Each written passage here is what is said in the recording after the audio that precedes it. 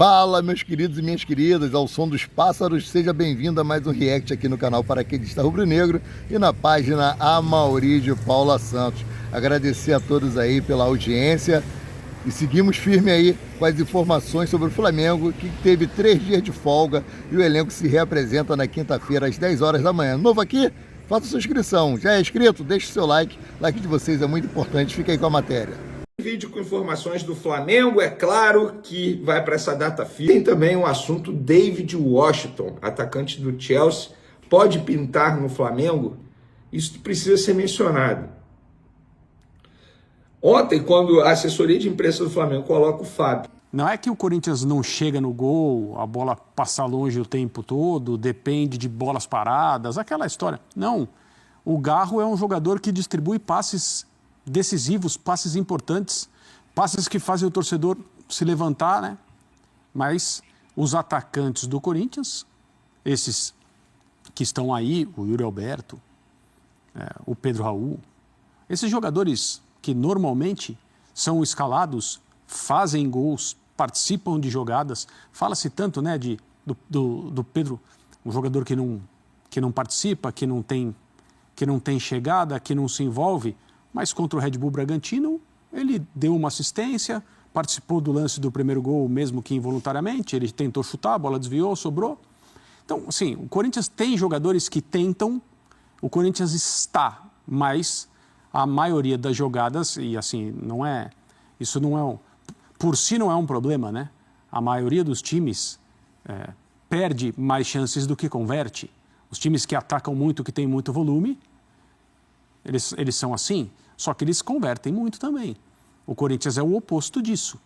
Numa tarde em que as coisas funcionaram, não foram tantas chances criadas assim, tantas finalizações, mas foi um jogo em que o Corinthians fez 2 gols.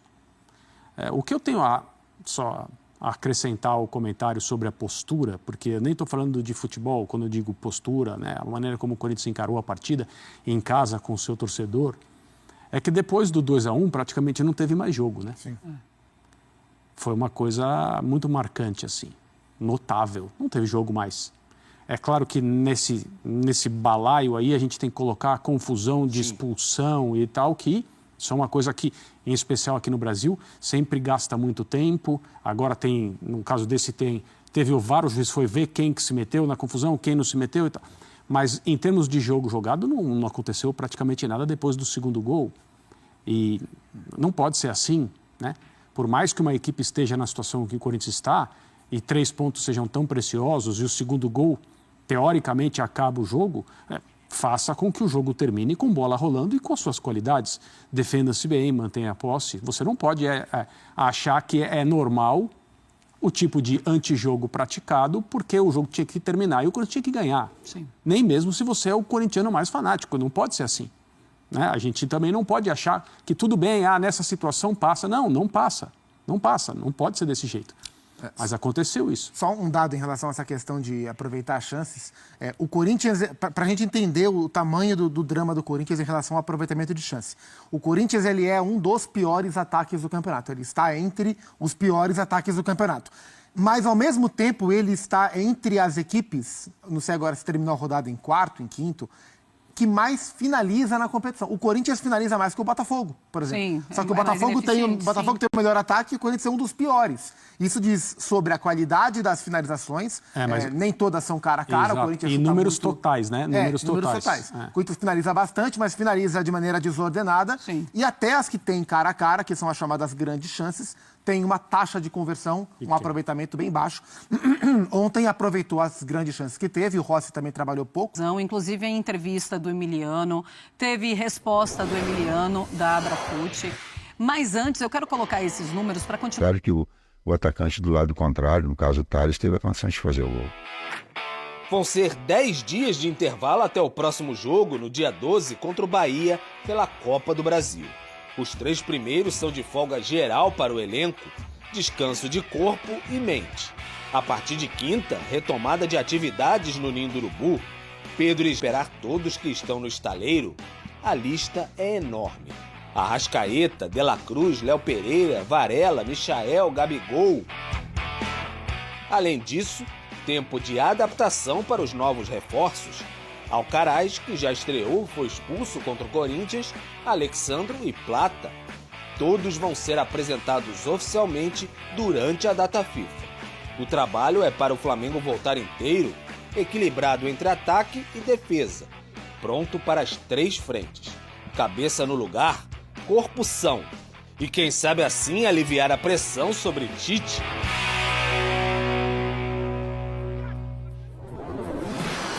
Olha esse momento do Flamengo. Nos últimos 10 jogos disputados, o aproveitamento é de 43,3%. 10 gols marcados, 11 sofridos, são 4 vitórias, 1 empate e 5 derrotas. Avançou na Copa do Brasil, na Conmebol Libertadores, é verdade, mas é um time com muitos desfalques. André Kfouri, quando você olha para esses jogos, você consegue colocar nesses desfalques tudo que a gente tem visto em campo do Flamengo? Essa é sempre a pergunta a respeito do Flamengo.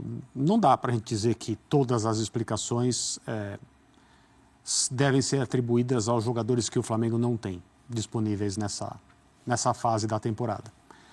Eu acho que esse problema desempenha um potencial importante naquilo que o Flamengo não tem conseguido fazer coletivamente, mas esse elenco tem mais a oferecer a qualquer que seja o seu treinador para solucioná-los. Eu fico muito à vontade para falar sobre isso, porque na semana passada eu disse aqui, vejam quais são os jogadores lesionados do Flamengo, não só o número de lesões, quem são esses jogadores no sentido de importância das suas funções no chamado Flamengo titular, né? Na melhor equipe que o Flamengo pode escalar hoje. E depois eu me lembro de ter perguntado se isso acontecesse com a maioria dos outros times brasileiros, sejam eles candidatos a tudo ou não, seria um problema muito grande, mas muito grande mesmo, você perder peças que são fundamentais naquilo que você pretende fazer, forma de jogo, capacidade de liderança, requinte técnico, tudo que o Flamengo tem e que a gente espera ver. Agora, eu acho que dá até para a gente, pelo menos nesses últimos tempos, discordar do título da nota que entrou no ar, que é um momento de instabilidade. É um momento de estabilidade. O Flamengo joga mal. É estável ao jogar mal. Não é isso que se quer, eu estou fazendo um jogo de palavras, mas o Flamengo tem feito atuações abaixo daquilo que a gente espera, daquilo que o time pode. Os resultados, não no Campeonato Brasileiro, né? Nas últimas rodadas o Flamengo tem escorregado, mas os resultados nas Copas têm servido para o time ir adiante. Mas em relação à luta pelo título do Campeonato Brasileiro, se a gente se deixar levar pela última impressão, sim, hoje a gente tem um quadro em que o Botafogo é o candidato de sempre, o Palmeiras é muito candidato porque só tem essa competição, e o Flamengo a gente não sabe. A impressão que se tem hoje em relação ao Flamengo é de dúvida. Eu queria te ouvir, Zupac, também nesse viés que a Marcela jogou para o André sobre os desfalques e a performance, mas ao mesmo tempo trazendo outro que assim, eu sempre tento ter uma certa... Em alguns momentos eu acho que o Flamengo está jogando abaixo do que pode, mas ao mesmo tempo fazer o que o André fez de trazer as Copas e... Copa do Brasil ganhou a ida contra o Bahia fora, o que é um objetivo, não passou ainda. Está nas quartas da Libertadores e mesmo no Brasileiro é o quarto a 6 pontos do Botafogo com um jogo a menos. Assim, as missões aos trancos e barrancos, e os trancos e barrancos não só de performance, mas também de lesão e de calendário apertado, as casinhas estão chegando lá. Está sobrevivendo ali. Como vê o lado bom disso em comparação ao ruim, que é uma performance que não é dominante? Por exemplo, em comparação direta aos dois grandes rivais da temporada, né, que são Palmeiras e Botafogo nas competições, o Flamengo é o que sobrevive nas 3. Né? O Palmeiras caiu nas duas, né? Na Copa do Brasil e na Libertadores. O Botafogo não está mais na Copa do Brasil, ainda está na Libertadores. O Flamengo, à sua maneira, sobreviveu na Libertadores. Ok, pegou um adversário mais fraco, Palmeiras e Botafogo se cruzaram, mas na Copa do Brasil ele pegou o Palmeiras e derrubou. Então, olhando para calendário, olhando para objetivos da temporada, o Flamengo continua vivo.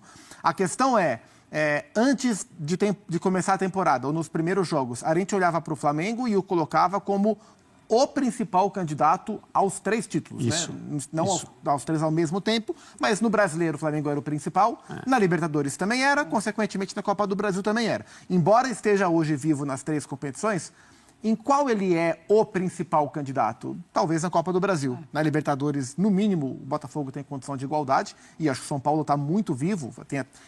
Tem Atlético e Fluminense do outro lado, mas eu vejo os 3 brasileiros do lado de cada chave como os mais credenciados a conquistar a competição e acho que em pé de igualdade, talvez o São Paulo um pouco abaixo, mas não muito distante.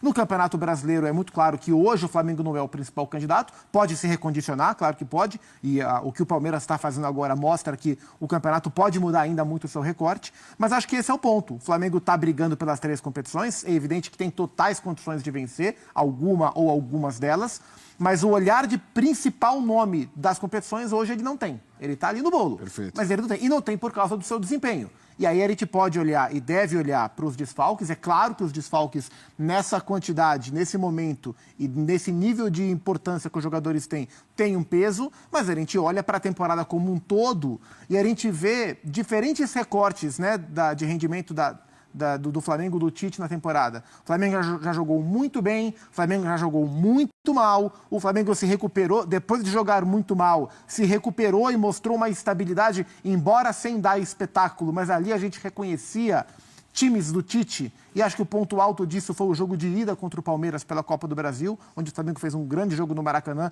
e não faz tanto tempo assim. Só que agora o time está numa instabilidade, ou numa estabilidade de jogar bem abaixo do que está apresentando. Então, é curioso, porque a gente associa muito o Tite a um nível regular assim, de desempenho. E o Flamengo está oscilando bastante, né? Nesse momento, o Flamengo que a gente tem visto nos últimos jogos, a gente não reconhece ali um time do Tite. Mas até pouco tempo atrás, sim. Né? Então, e aí acho que ele está com dificuldade pelos desfalques e pelas próprias oscilações da equipe de conseguir manter esse padrão. Natural que as críticas se voltem contra ele, porque nesse momento o olhar para o Flamengo é um olhar de mais desconfiança. E só para ressaltar o que eu sempre tenho batido nessa tecla, o torcedor acaba sempre esperando que, pelo fato do Flamengo ainda ter o melhor elenco do futebol brasileiro, que ele sobre.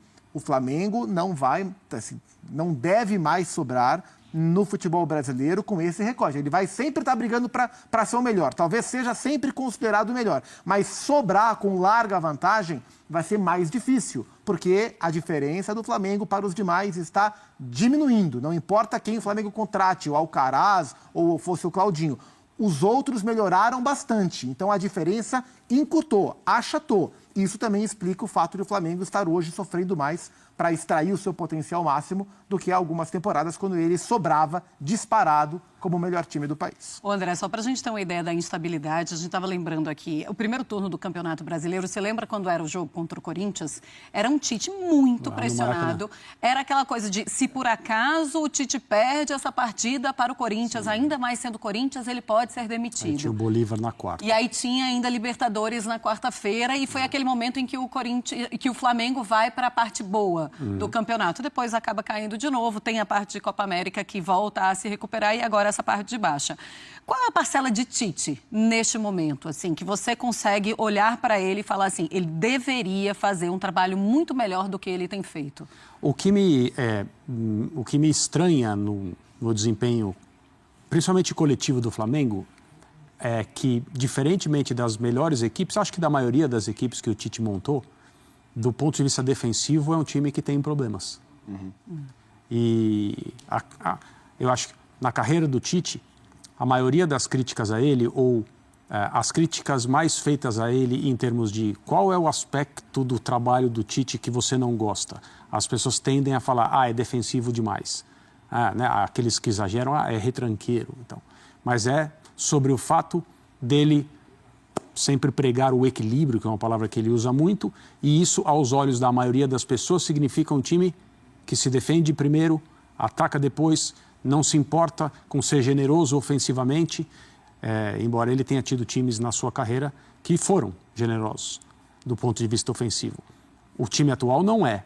E defensivamente, exceto aquele primeiro momento na temporada em que a gente estava falando de campeonato estadual e o nível de exigência, dificuldade do estadual, seja o de São Paulo, seja do Rio, não importa qual é sempre duvidoso em relação a uma projeção da temporada, né, com o Campeonato Brasileiro e as Copas. Talvez o Flamengo estivesse ali iniciando um ano em que essa solidez defensiva ia se manter e a gente ia poder falar, começou lá no Campeonato Estadual, um bom um bom desempenho, mas não é o que acontece.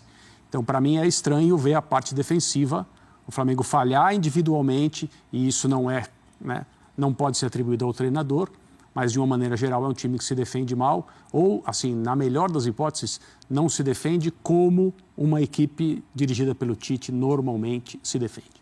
Ô Zupa, a gente teve a estreia, na estreia não, né? Mas o segundo jogo, né? Ele participou do meio da semana, o Carlos Alcaraz, né? Não, foi estreia. Foi ontem. Isso, quem estreou foi o Hector do Corinthians, que machucou já. Que semana para o Carlos Alcaraz, hein, de maneira geral. Ele foi estreia... eliminado no US Open e depois... Isso, foi eliminado por US Open, estreia, perde um gol, toma um tapa e é expulso. É uma expressão, né? Porque ele também é uma força de expressão, porque ele também participa ali do bololô. Do que deu pra ver do pouco tempo, ou se é que deu pra ver? Esse lance. O que deu pra ver foi esse lance. E foi o primeiro. Que foi o primeiro, onde ele ganha no corpo, acho que é do Yuri Alberto, ele ganha no corpo, e na sequência ele faz a tabela com o Gerson e quase faz um belo gol. No primeiro lance, o Hugo foi muito bem desarmando, mas a gente viu um Alcaraz alternando entre ser o meia mais avançado e ser o segundo volante saindo mais para o jogo. São duas possibilidades que ele pode oferecer ao time do Flamengo. Foi esse momento, o momento da primeira grande chance, onde a gente viu o talento dele aparecer mais. No mais, foi uma estreia muito discreta do ponto de vista técnico e lamentável do ponto de vista comportamental, porque ele estava lá com o Kaká tentando agredir, o Kaká catando ele pelo pescoço. Foi lamentável a maneira que terminou a estreia do jovem Charlie, né, o apelido dele, o Charlie Alcaraz, da equipe do Flamengo. O Flamengo, como um todo, jogou muito mal no que diz respeito à criação, a desenvolvimento de jogo, até a ritmo com bola. O Flamengo foi um time muito lento com bola. Verdade. E o Tite, no intervalo, colocou o Alcaraz no lugar do Eric Pulgar para tentar dar um pouco mais de coordenação ofensiva para o time do Flamengo, mas durou pouco. Foi logo no comecinho, aquele grande lance, e depois ele entrou no ritmo mais moroso do Flamengo, que foi inferior ao Corinthians durante quase toda a partida. Olha, falando de arbitragem, de toda essa confusão também, o Emiliano Dias, ele foi auxiliar técnico do Ramon, ele foi expulso um pouco antes e na entrevista coletiva soltou o verbo. Vamos ver. Hoje, por exemplo, eu não falei nada. Que não dá para deixar de falar como foi infeliz também o comportamento do Yuri Alberto dentro de campo. Assim, o Yuri Alberto foi pouquíssimo inteligente no fim do jogo. O Corinthians estava ganhando a partida, ganhando o jogo. O Yuri Alberto com contribuição importante, como foi a assistência para o gol do Thales Magno. Aí ele dá-lhe um pontapé no jogador do Flamengo, é expulso merecidamente. Veja, o Corinthians talvez contra o Botafogo não tenha o Héctor Hernandes, né? É uma lesão grau 1, não é uma lesão tão grave, mas talvez não tenha tempo hábil para se recuperar. Sim. Não tem o centroavante que foi titular e o reserva que jogaria fatalmente conseguiu ser expulso nos acréscimos com o time ganhando e vai desfalcar o time também. A expulsão dele desencadeou uma briga generalizada que o grandíssimo Kaká foi lá para brigar também, expulso, não vai jogar o próximo jogo, e que o Corinthians também já não terá o Félix Torres suspenso com 3 cartões amarelos. Ou seja, o Corinthians talvez não tenha o centroavante titular, não terá a reposição imediata. Um time que joga com 3 zagueiros já tem 2 suspensos.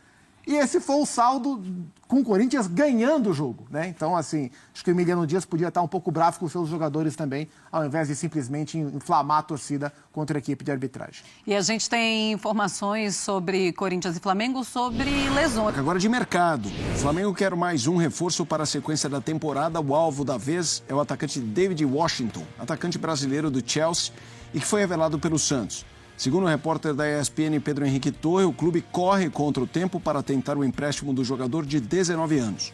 O rubro-negro carioca tenta convencer o Chelsea a liberar o atacante até às 11h. Tenho esse jogador, para mim é um jogador extremamente importante também fora das 4 linhas, nos bastidores, pela experiência dele, pela história dele no futebol, mas a partida que ele fez ontem é para ele sentar e repensar sobre a carreira dele, porque os 2 gols que o Flamengo tomou eu vou botar na conta do Davi Luiz. O primeiro gol, inclusive, ele teve uma falha individual, que a bola passa por ele e depois ele consegue até correr atrás do Yuri Alberto, ele chega a tempo, e se a gente for parar e analisar a marcação dele, gente, isso eu aprendi na minha primeira escolinha de futebol, lá em Araruama ainda, com o meu primeiro professor, você não marca com os pés em lateral assim, em paralelo assim, você tem que fazer uma jogada de corpo para o adversário não cortar de uma maneira fácil, e o Yuri Alberto, que nem é veloz, a verdade é essa, passou pelo Davi Luiz com uma naturalidade, com uma facilidade absurda. E depois, novamente, o Flamengo tomando um gol de cabeça, mostrando que o discurso do Matheus Bach e do técnico Tite não é verdade. Quando o Matheus Bach diz que o Flamengo está evoluindo nesse quesito, ele está querendo dizer que o torcedor do Flamengo não entende de futebol. Porque de 35 gols tomados na temporada, 24 foram dessa maneira. Então, como é que o Matheus Bach tem a coragem de dizer numa entrevista coletiva que isso não é um bicho de 7 cabeças? A gente fala isso aqui, mas é muito sério. O Flamengo não pode tomar gol de cabeça em toda a partida como vem tomando. E fora os perigos de gol. Aí vamos para o jogo coletivo. O Flamengo fez um jogo coletivo terrível. O setor defensivo ontem foi uma lástima. O meio de campo ontem não tinha nenhuma organização tática. O Pedro, visivelmente, vamos dizer, fora de ritmo, porque passou um longo período longe dos gramados, por conta de uma lesão muscular, tanto é que teve que pedir para sair, porque ele não estava 100%. Ontem foi um jogo para o torcedor do Flamengo, para o técnico Tite, para os jogadores do Flamengo esquecerem. O Corinthians entrou como se fosse uma final de Libertadores. O Flamengo entrou em campo como se fosse estreia na temporada, na primeira rodada do Campeonato Carioca. A impressão que eu tenho é que o Flamengo, a todo momento, acha que vai vencer o jogo com uma certa facilidade, uma certa soberba. E é verdade, os jogadores ontem pareciam que não queriam ganhar o jogo. E aí eu vou para as escolhas do Tite. Não dá para o Tite botar o Alan, quando o Flamengo está atrás de um placar, ele coloca o Alan. Não é pelo momento do Alan, que é horrível. A verdade é essa, tanto é que ele perdeu a vaga para o Léo Ortiz. Pelo menos isso foi uma boa escolha do Tite na escalação. Léo Ortiz começando como volante. Mas as escolhas dele durante o jogo não condiz com um técnico que precisa buscar a vitória. E o Alan, a característica dele não é ofensiva. O Flamengo precisava fazer gol. Por que ele coloca o Alan? Acertou quando colocou o Alcaraz, que mostrou que é bom jogador, infelizmente acabou sendo expulso de uma forma merecida, na minha opinião, mas coletivamente e individualmente falando, o Flamengo ontem foi terrível, terrível. E o Gerson, não tem nem como criticar. Ele fez 35 jogos seguidos na temporada. Seguidos. Como é que um jogador como esse, que faz 35 jogos seguidos, vai conseguir fazer 35 jogos bons? Em algum momento, ele vai cair de rendimento. Claro. O próprio Luiz Araújo ontem caiu de rendimento, que na minha opinião ele errou na marcação, no gol de cabeça do Thales Magno, porque ele não acompanhou o Thales Magno. Então foi uma partida terrível do Flamengo. Eu não consigo salvar nada e nem ninguém. Às vezes, né, o Pedrosa, um jogador até que a gente vê uma grande irregularidade, que é o caso do Gerson, quando nada tá dando certo, como diz o Vene, aquele, hoje tem dia que é noite, às vezes nem esse jogador consegue performar porque o todo começa a ficar meio bagunçado.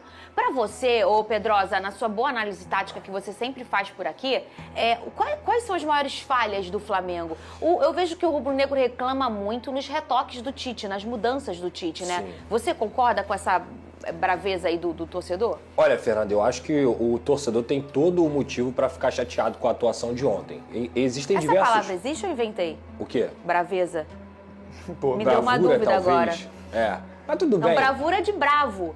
Eu tô falando de bravo de Vamos dizer assim, a chateação. Tá bom, insatisfação. Se eu inventei aí, me perdoe, os professores de português. Insatisfação do Vai, Exatamente. segundou, hein, Lucas Pedrosa? Existem vários momentos que eu falo aqui, cara, eu acho que estão pegando pesado demais. Eu acho que em vários momentos o Flamengo faz até um jogo bom, consegue vencer e toma críticas como se tivesse perdido. E ontem não. Ontem eu acho que é um caso isolado. O Flamengo realmente foi bem mal contra o Corinthians. Um Corinthians que, mal ou bem, dentro de casa é muito forte. Recebeu reforços importantes também, o Thales Magno, depois que chegou, ele tem jogado muita bola com a camisa do Corinthians, entre outros jogadores, por exemplo. Quando o Garro joga, o Corinthians é outro time. É um time muito mais organizado e potente. O Yuri Alberto ontem nem jogou como um centroavante de fato, conseguiu ser importante do jeito dele. E aí a gente também tem que frisar aqui essa questão do Davi Luiz, que para mim foi muito mal. As falhas individuais dele são cruciais para o resultado, e é um Corinthians que joga muito nessa base da vontade, nessa base da torcida. É um time que tem muita expressão dentro de casa e os jogadores sabem isso. E eu acho que a diferença de postura do Corinthians para o Flamengo, como o Venez citou aqui, ela é nítida. O Corinthians jogou o final da Copa do Mundo. O Flamengo jogou, parecia que estava jogando um jogo de Campeonato Carioca. E não pode ser assim. Eu só consigo salvar dois desempenhos aqui do time titular. O Luiz Araújo, novamente para mim fez uma boa partida, e o Léo Ortiz. De resto, a equipe do Flamengo taticamente e tecnicamente foi muito mal, e ontem o sistema defensivo, que muitas vezes a gente elogia aqui, novamente foi muito mal pela bola aérea e pelo chão também. Para mim foi um Flamengo totalmente diferente do que a gente espera do técnico Tite, que é consistência. E Zero Fernandinho, consistente. duas coisas que eu preciso mencionar. Eu não vou ser engenheiro de obra pronta e criticar o Tite por ele ter colocado o Davi Luiz. O Davi Luiz, em certo momento na temporada, colocou o Léo Pereira no banco de reservas. Estava performando bem. Sim. A questão é que ontem ele fez um jogo terrível. E outro ponto, todo mundo sabe que o Garro é o cara pensante no time do Corinthians. O que o Tite fez? Deixou o Garro livre. O Garro a todo momento estava com a bola livre. A todo momento ele tinha liberdade para poder criar as jogadas. E é um cara que é fora de série, joga muita bola. Muita bola mesmo, é um 10 clássico. E ele ontem estava livre. E ficou mais livre ainda quando o Pulgar teve que ser substituído. Sim. Inclusive uma crítica ao Pulgar. Se eu tiver que fazer uma crítica ao chileno todo jogo leva cartão amarelo. Ele precisa melhorar isso. O Tite precisou tirar o Pulgar por conta do cartão amarelo. Porque ele ficou com receio do chileno receber o segundo amarelo e ser expulso, obviamente. Então... Eu não julgo. Porque eu acho que tem, ainda mais no camisa 5, às vezes tem coisas que são necessárias. Não, e às vezes eles ficam se expostos. você reparar né? no Pulgar, faz isso praticamente todo jogo. Ele e toma assim, muito é falta cartão. boba. É falta boba, que ele não merecia. Ele poderia evitar e aí, consequentemente, evitar o Ele cartão toma amarelo muito também. cartão. Isso Ô é fato. Alex, por favor, daqui a pouco você traz uma água pro Venê. Porque ele tá muito nervoso hoje. Daqui a pouco vou falar do meu fogão, mas olha aqui, põe na tela. Traz... Chegando para mais atualizações sobre o Mengão, meus queridos e minhas queridas. Flamengo deu o troco no Red Bull Bragantino após aí a demora na negociação com o Léo Ortiz, né? Que o Flamengo tomou uma canseira. Agora o Flamengo revidou com relação aí ao jogador Matheus Gonçalves. Janela de transferência se encerrou e o Red Bull Bragantino tentou de todas as formas contratar Matheus Gonçalves e o Flamengo não liberou o jogador. Lembrando que a janela internacional foi fechada, mas ainda pode ter negociações internamente. Vamos aguardar para ver se o Flamengo cede. Daqui a pouco eu volto com mais informações. Saudações.